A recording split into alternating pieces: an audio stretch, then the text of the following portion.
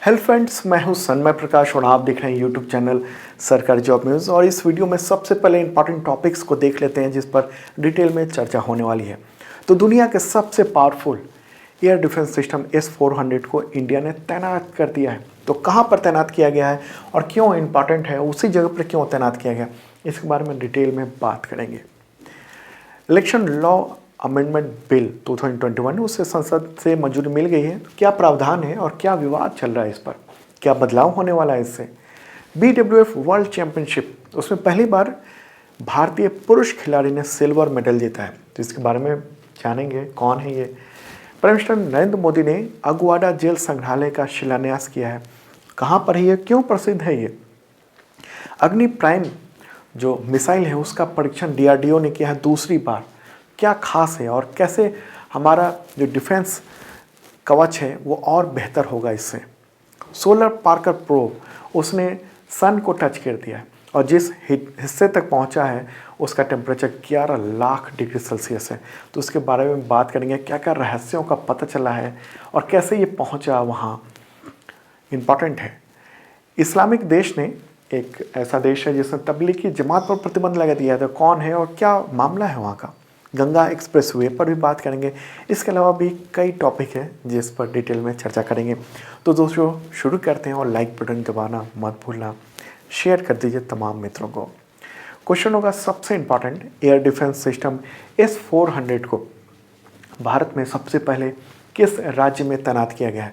Answer होगा Punjab. Okay, India को उसकी पहली यूनिट मिल गई है अभी हाल ही में और इंडिया ने इसे पंजाब सेक्टर में तैनात कर दिया है। आप न्यूज़ भी देख रहे हैं और अगले साल इसकी और भी खेप आएंगी। इंडिया ने रूस से S-400 की 5 यूनिट खरीदी है।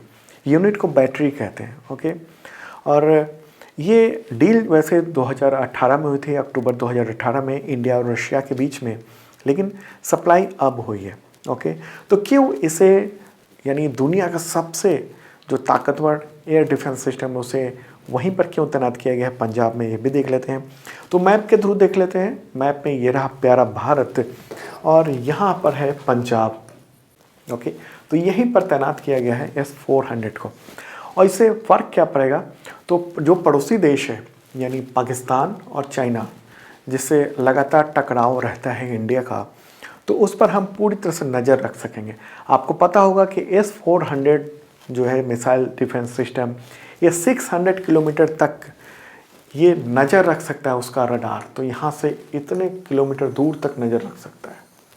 ओके, और 400 किलोमीटर तक हमला कर सकता है। मतलब 600 किलोमीटर से अगर कोई एक्टिविटी हो रही है तो 400 किलोमीटर तक वो जाकर उसे रास्ते में ही मार सकता है और बहुत तेज़ी से। ठीक है, तो इन दोनों जगहों पे हमारा एक तरह से कंट्रोल रहेगा पूरे एरिया में। और आपको पता होगा कि LAC यानी लाइन ऑफ एक्चुअल कंट्रोल इस यहाँ पर है और LOC यानी लाइन ऑफ कंट्रोल वो यहाँ पर है। तो ऐसे में हम पाकिस्तान और चीन पर एक तरह से हावी होने की कोशिश करेंगे। और वो तो पहले से चाइना के पास S-400 सिस्टम है, तो ऐसे में हमारे पास रहना बहुत ज़रूरी था। और ये जो S-400 सिस्टम है वो missile, drone, rocket launcher, fighter jets जैसे तमाम जो भी हमले हो सकते हैं उन सबको रोक सकता है। S-400 के बारे में एक शॉर्ट में पूरा सिस्टम के जान लेते हैं। देखिए, खासियत यही है कि पूरा सिस्टम जो है वो मोबाइल है। मतलब रोड के जरिए हम कहीं भी इसे ले जा सकते हैं बहुत आसानी से। और इसमें मौजूद जो रडार है वो 600 किलोमीटर की दूरी से ही मल्टीपल टारगेट को डिटेक्ट कर सकता है।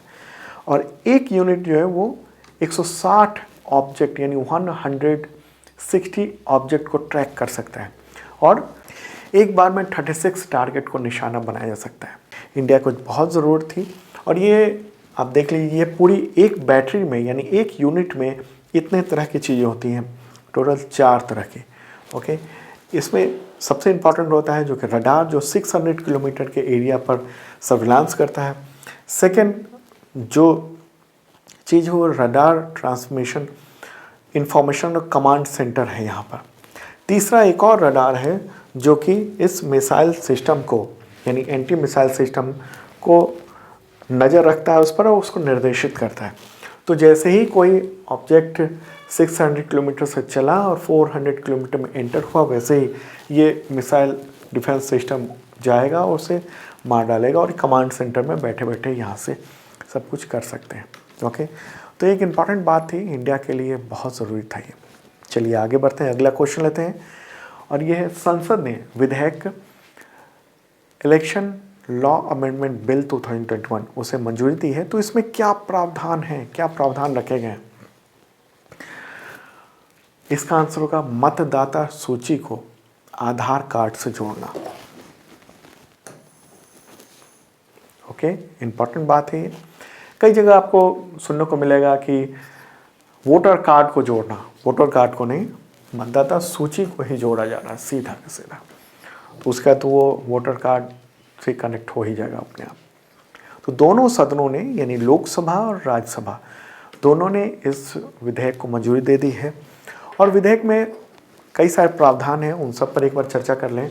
तो देखिए, इस विधेयक के माध्यम से जन प्रतिनिधित्व अधिनियम 1950 और जन प्रतिनिधित्व अधिनियम 1951 में संशोधन किया जा रहा है, प्रस्ताव है। ओके, मतलब कि अब तो ये संसद से पास हो गया, राष्ट्रपति सिग्नेचर करेंगे और ये कानून बन जाएगा। इसमें क्या है, इसमें ये बताया गया है कि जो दोहरापन होता है, मतलब कई बार ऐसा होता है कि दो जगह नाम हो जाते हैं, ठीक है, वोटर लिस्ट में, तो उसको छांटने के लिए आधार कार्ड से जोड़ा जाएगा। हालांकि जो कानून मंत्री है किरेन रिजिजू, उनका ये कहना है कि ये ऑप्शनल है, मतलब ये मैंडेटरी नहीं है कि आप अपना आधार कार्ड को कनेक्ट करें वोटर लिस्ट से। इसके अलावा क्या है प्रावधान, तो चुनाव संबंधित कानून को सैन्य मतदाताओं के लिए लैंगिक निरपेक्ष यानी जेंडर न्यूट्रल बनाया जा रहा है। मतलब कि अभी तक ये होता था कि सेना में जो अधिकारी हैं उनकी पत्नी वोट दे सकती थी सैन्य कर्मी के तौर पर, लेकिन अगर कोई महिला काम करे तो उसके पति, उनके लिए दिक्कत थी, वो वोटर लिस्ट में नहीं जा पाते थे, उनका नाम नहीं जा पाता था। तो ऐसे में अब वहाँ पर सैन्य जो अधिकारी या कर्मचारी हैं उनके ऑप्शन में पत्नी की जगह स्पाउस होगा, मतलब कि साथी, जीवन साथी लिखा जाएगा, तो कोई भी आ सकता है। तो एक ये मुख्य तौर पर ये किया गया, ठीक है। अब ये तो लगता है कि हाँ, इससे बहुत बेहतर है, आधार कार्ड से जोड़ा जा रहा है, लेकिन विपक्ष ने बहुत ही विरोध किया है इस पूरे मुद्दे पर। विपक्ष का ये कहना है कि वोटर लिस्ट को आधार से जोड़ने पर जो मतदान है वो गुप्त नहीं रह पाएगा, हो सकता है कि लीकेज हो जाए। आधार को लेकर बहुत सारे विवाद होते रहे हैं, फ्रॉड की भी जानकारी आती रही है, और राजनीतिक दलों के पास अगर आधार नंबर की जानकारी मिल जाए कि किस जगह पर कौन कौन से आधार नंबर वाले लोग हैं, तो इससे कई तरह का इस्तेमाल हो सकता है। गुप्त जो वोटिंग प्रक्रिया है भारत की, उस पर असर पड़ सकता है। ओके, और यहाँ पर गौर करने वाली बात है ये भी, जैसा विपक्ष का कहना है कि केंद्र सरकार पर पेगासस स्पाईवेयर के जरिए जासूसी के आरोप लग चुके हैं। हालांकि सरकार ने इनकार नहीं किया कि हमने नहीं किया, और सुप्रीम कोर्ट इस मामले को जांच भी कर रहा है।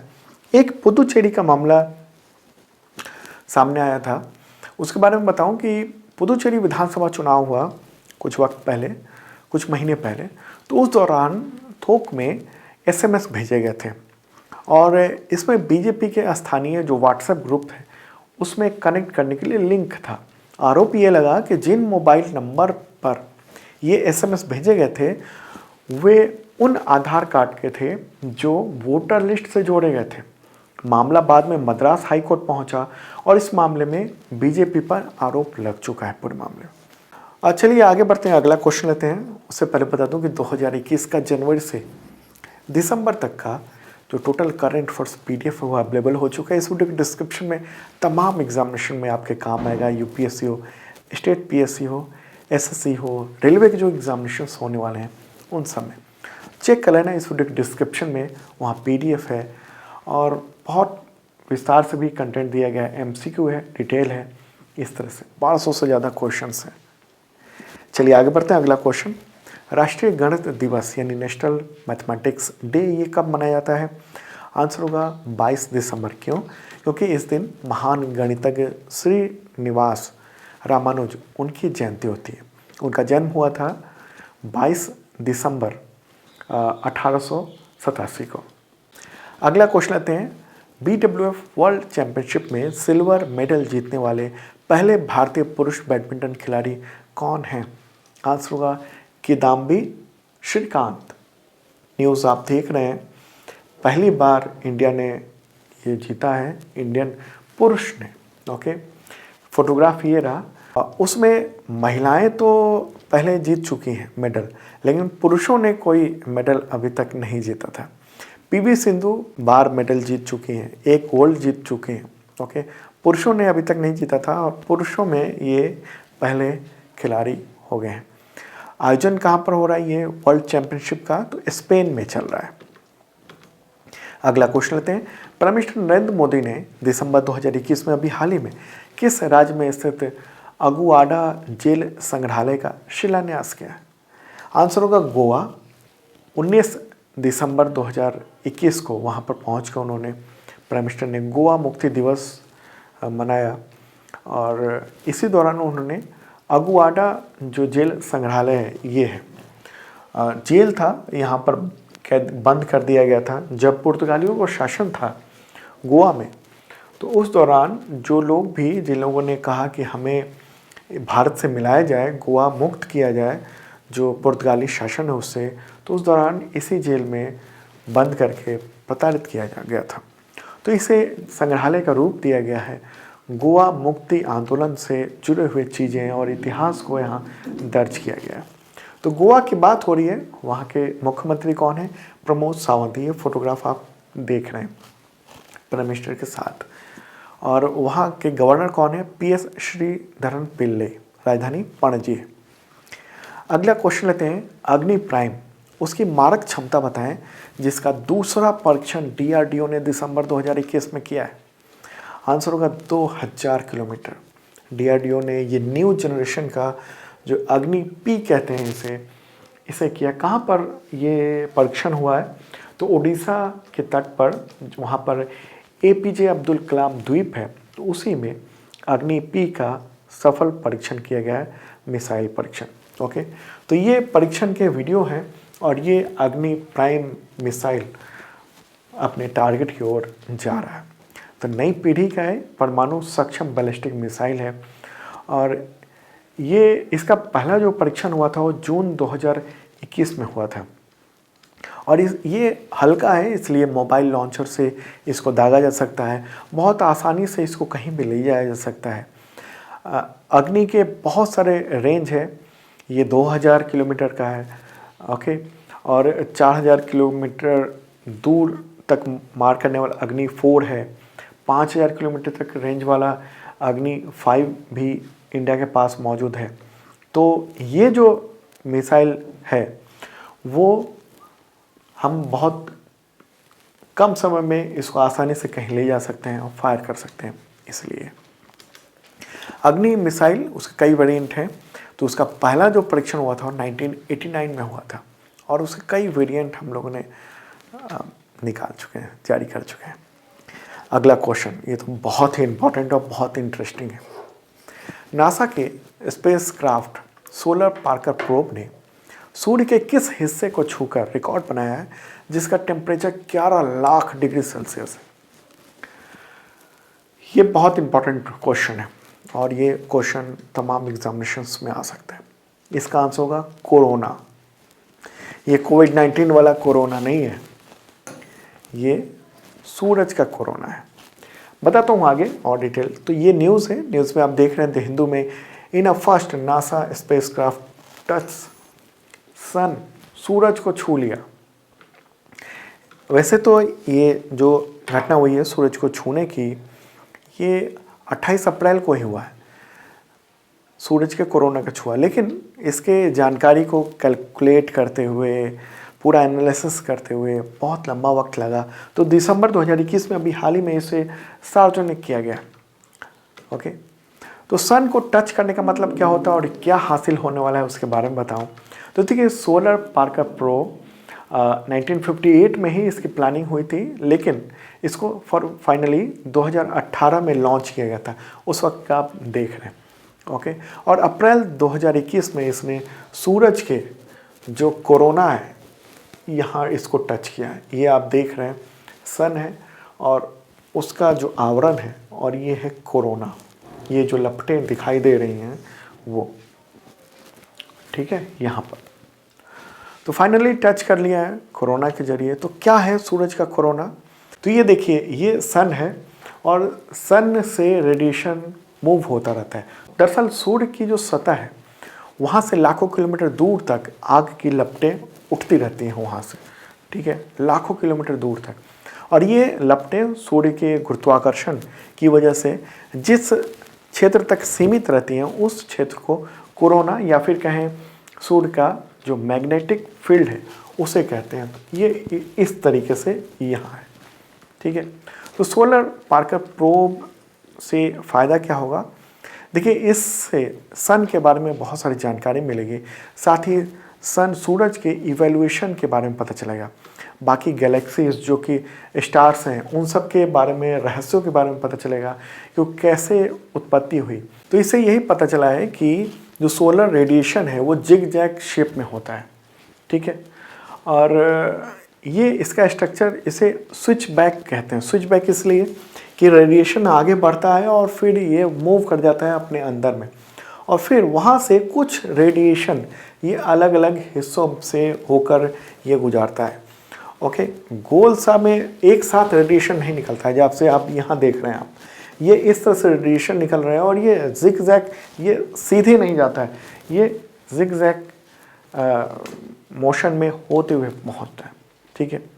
और कोरोना जो है वो जहाँ पर ख़त्म होता है उसे हम एल्बन सरफेस कहते हैं, ये, ठीक है। और ये जो रेडिएशन है ये इसी तरह जिग जैग शेप में ये बाहर आता है और वहाँ भी चलता है, ठीक है। तो अब आगे क्या होगा इससे? तो आगे अब सोलर पार्कर प्रोब जो है 2024 तक सन के और नज़दीक और करीब जाने की कोशिश करेगा, और 2024 तक ये 3.9 मिलियन माइल्स दूर रहेगा और इससे बहुत सारे रहस्यों का पता चल पाएगा, ठीक है। और आपको बता दूं कि सन जो है, सूरज जो है, उसका जो टेम्परेचर है अंदर का, उससे 500 गुना टेम्परेचर है कोरोना का। मतलब सन का जो सरफेस का टेम्परेचर है इसका, तो इसके बाहरी आवरण का जो टेम्परेचर है वो 11 लाख डिग्री सेल्सियस है, मतलब 500 गुना। तो सवाल ये है कि ये इतना नज़दीक जाने के बावजूद और 11 लाख डिग्री सेल्सियस इतना होने के बावजूद ये जो जा रहा है सोलर पार्कर प्रोब, ये जला क्यों नहीं? आखिर क्या हुआ है? दरअसल इसके अंदर में, इसके जो फ्रंट है ये सफ़ेद सफ़ेद सा है, यहाँ पर जा रहा है, तो वहाँ पर एक थर्मल शील्ड लगाई गई है कार्बन की, जिससे ये यान को, यानी इस अंतरिक्ष यान को जलने से बचता है। इसके अलावा इसके अंदर एक कूलिंग सिस्टम है जो लगातार इसको ठंडा रखता है और इन्फॉर्मेशन ये पृथ्वी को भेजता रहता है। तो इस तरीके से सन काम करता है, सूरज हमारा, जो कि ये रेडिएशन फैलाता है। और ये रहा यहाँ तक कोरोना, इसका टेम्परेचर कम है और इसका टेम्परेचर बहुत ज़्यादा है। चलिए आगे बढ़ते हैं, अगला क्वेश्चन लेते हैं। और दोस्तों, पसंद आ रहा हो लाइक बटन जरूर दबा देना और शेयर कर दीजिए प्लीज़ तमाम मित्रों को, आपके एग्जामिनेशन के लिए बहुत ही इंपॉर्टेंट है। और कोई सवाल हो इससे रिलेटेड तो आप पूछ सकते हैं कमेंट बॉक्स में। कैसा लग रहा है ज़रूर बताना। अगला क्वेश्चन होगा, उत्तर प्रदेश का सबसे बड़ा गंगा एक्सप्रेसवे, उसकी लंबाई बताएं जिसका शिलान्यास प्रधानमंत्री नरेंद्र मोदी ने अभी हाल ही में किया है। आंसर होगा 594 किलोमीटर। न्यूज़ भी आप देख रहे हैं। ये गंगा एक्सप्रेसवे उत्तर प्रदेश में बन रहा है और मेरठ को प्रयागराज, यानी पुराना नाम इलाहाबाद था, तो मेरठ को प्रयागराज से ये जोड़ेगा। तो प्राइम मिनिस्टर नरेंद्र मोदी ने इसका शिलान्यास किया और उम्मीद ये है कि ये 2024 तक ये पूरा हो सकता है। और आपको बताऊं कि इसके निर्माण का 80% जो हिस्सा है उसका ठेका अडानी एंटरप्राइजेज लिमिटेड को मिला है, अडानी को। ओके, 3 हिस्से का निर्माण अडानी करेगा, न्यूज़ आप देख रहे हैं, और एक और हिस्सा है वो कोई और कंपनी करेगी। 17,085 करोड़ रुपए में ये ठेका मिला है। और किसी भी सार्वजनिक और निजी यानी पीपीपी, पब्लिक प्राइवेट पार्टनरशिप के तहत देश में जो प्राइवेट कंपनी के द्वारा बनाई जाने वाली एक सबसे बड़ी एक्सप्रेसवे परियोजना है पीपीपी के तहत। तो ये भी इम्पॉर्टेंट बात है। एक्सप्रेसवे इसकी खासियत है, उत्तर प्रदेश का तो सबसे लंबा है ये, 2024 तक ये पूरा होने की उम्मीद है इसका। ओके, 6 लेन का है और इसको 8 लेन तक बढ़ाया जा सकता है। और उत्तर प्रदेश के 12 जिलों मेरठ, हापुड़, बुलंदशहर, अमरोहा, संभल, बदायूं, शाहजहांपुर, हरदोई, उन्नाव, बरेली, प्रतापगढ़ और प्रयागराज यहाँ से होकर ये गुजरेगा। अनुमानित लागत ये 36,230 करोड़ रुपए बताई जा रही है। ठीक है, ये लंबे लंबे एक्सप्रेसवे बनने जा रहे हैं लगातार। तो एक बात देख लेते हैं कि देश में जो बड़े एक्सप्रेसवे हैं वो सब कौन कौन से हैं। इससे भी बड़े बड़े एक्सप्रेसवे वो या तो प्रोजेक्ट चल रहा है या होने वाला है। ठीक है, तो लिस्ट है, जैसे दिल्ली मुंबई एक्सप्रेसवे है वो 1350 किलोमीटर लंबा होगा और मार्च 2023 तक उम्मीद है कि ये बन जाए। इसके बाद अमृतसर जामनगर एक्सप्रेसवे है जो कि 1257 किलोमीटर का है, मार्च 2023 में ये पूरा होगा। पुणे बेंगलुरु एक्सप्रेसवे है जो 745 किलोमीटर का है, ये काम शुरू होगा 2023-24 में। मुंबई नागपुर एक्सप्रेसवे है 701 किलोमीटर लंबा जो कि मई 2020 से काम चल रहा है इसका। दिल्ली अमृतसर कटरा एक्सप्रेसवे है जो कि 687 किलोमीटर का है और दिसंबर 2023 तक उम्मीद है कि बन जाए, पूरा हो जाए। वाराणसी रांची कोलकाता एक्सप्रेसवे ये 650 किलोमीटर लंबा है और 2023-24 तक काम शुरू होने की उम्मीद है।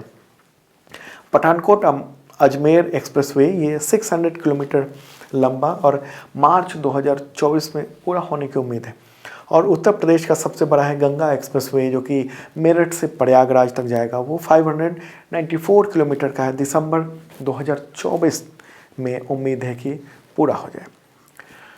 चलिए आगे बढ़ते हैं, अगला टॉपिक इम्पॉर्टेंट है। किस इस्लामिक देश ने तबलीगी जमात पर प्रतिबंध लगा दिया है? आंसर होगा सऊदी अरब। तबलीगी जमात वो सुन्नी मुसलमानों का एक सबसे बड़ा समूह है, तो सऊदी अरब ने बैन लगा दिया है। क्यों लगाया है सऊदी अरब में? एक बार सऊदी अरब ले चलते हैं। ये रहा प्यारा भारत और यहाँ से चलेंगे सऊदी अरब, तो यहाँ पर है, ये है सऊदी अरेबिया। तो इसी ने ये कहा है वहाँ की सरकार ने कि तबलीगी जमात जो है आतंकवाद का एंट्री गेट, ऐसा वहाँ की सरकार का या कहें वहाँ के शासन का, सऊदी अरब का कहना है। सऊदी ने मस्जिदों से जुमे की नमाज के बाद लोगों को तबलीगी जमात से न जुड़ने की अपील की है। ओके, तो देखिए होता क्या है कि सऊदी अरब जो है दुनिया भर में करीब 15,000 करोड़ रुपए सालाना इस्लाम धर्म के प्रचार के लिए दान देता है दुनिया भर में। और सऊदी जो है वो इस्लाम के प्रचार प्रसार के लिए वहाबी आंदोलन को भी चलाता है, वहाबी मूवमेंट को। और तबलीगी जमात से जुड़े लोग हनफी मसलक के हैं और सऊदी अरब के जो मस्जिद हैं उसमें सल्फ़ी मसलक के इमाम होते हैं। तो ऐसे में वैचारिक मतभेद वहाँ पर देखने को मिलता है। तो इसका नतीजा देखने को ये मिला है कि सऊदी अरब ने कह दिया है कि तबलीगी जमात वहाँ प्रतिबंधित रहेगा। ठीक है, तबलीगी जमात उसकी शुरुआत जो है वो इंडिया में ही हुई थी। देवबंदी इस्लामिक विद्वान थे मौलाना मोहम्मद इलियास कांधवली, तो उन्होंने एक धार्मिक सुधार आंदोलन के रूप में इसको शुरू किया था। संगठन को हरियाणा के मेवात में 1926 में इसको शुरू किया गया था और फिर 1941 में तबलीगी जमात का पहला जलसा हुआ था। और अब इस संगठन का फैलाव दुनिया भर के 150 से ज़्यादा देशों में है। और तबलीगी जमात से जुड़े लोग जो हैं वो कुछ महीने वो अपना वक्त निकाल के गांव में जाकर, शहरों में जाकर धर्म की जानकारी देते हैं और ये बताते हैं कि हम पूरी तरह से गैर राजनीतिक हैं। ठीक है, तो ये एक इम्पॉर्टेंट बात है, सऊदी अरब की बात हो रही है, उसने ये बैन लगाया। कैपिटल क्या है? रियाद। किंग कौन है? तो सलमान बिन अब्दुल अजीज़। और क्राउन प्रिंस कौन है जिनका पूरा प्रभाव रहता है? तो मोहम्मद बिन सलमान। अगला क्वेश्चन लेते हैं, चीन में भारत के नए राजदूत कौन बने हैं? आंसर होगा प्रदीप कुमार रावत। ओके, ये तीसरा कार्यकाल होगा उनका चीन में, मतलब वो अलग अलग जूनियर पोस्ट पे काम कर चुके हैं, अब वो राजदूत बन गए हैं। उनको अनुभव है चीन से जुड़े हुए मुद्दे को हैंडल करने का। और आपको बताऊं कि 2017 में जब इंडिया और चाइना के बीच में डोकलाम जो विवाद हुआ था, उस दौरान इन्होंने भारत की ओर से वार्ताकार के तौर पर उन्होंने काम किया था। भारतीय विदेश सेवा यानी इंडियन फॉरेन सर्विस के 1990 बैच के अधिकारी हैं। अगला question, prime minister Narendra Modi को किस देश ने सर्वोच्च नागरिक सम्मान, उसका नाम है नगदग पेलगी खेरलो, उससे नवाजा है? आंसर है भूटान। ओके, ये award the order of the Druk Gyalpo उस नाम से भी जाना जाता है। तो भूटान के प्राइम मिनिस्टर हैं तो ले शेरिंग, तो उन्होंने देश के 114वें राष्ट्रीय दिवस के मौके पर इसकी घोषणा की और कहा कि हम ये सबसे बड़ा सम्मान भारत के प्राइम मिनिस्टर नरेंद्र मोदी को दे रहे हैं। और भूटान ने प्राइम मिनिस्टर नरेंद्र मोदी को वहाँ पर निमंत्रित भी किया है। ठीक है, अलग अलग सरकारों द्वारा ये award prime minister Narendra Modi को मिल चुका है। ये सब देख रहे हैं अलग अलग देशों के द्वारा, जैसे अभी भूटान ने दिया, उससे पहले यूएई ने दिया था, मालदीव दे चुका है, रूस, फिलिस्तीन, दक्षिण कोरिया, संयुक्त राष्ट्र, सऊदी अरब, अफ़गानिस्तान, इन सब से प्राइम मिनिस्टर मोदी को वहाँ का सर्वोच्च सम्मान मिल चुका है। ठीक है, पूरा मैंने इस वीडियो के डिस्क्रिप्शन में जो PDF है फ्री में है, तो आप देख सकते हो, वहाँ मैंने दिया है। चलिए आगे बढ़ते हैं, अगला क्वेश्चन लेते हैं। और क्वेश्चन होगा,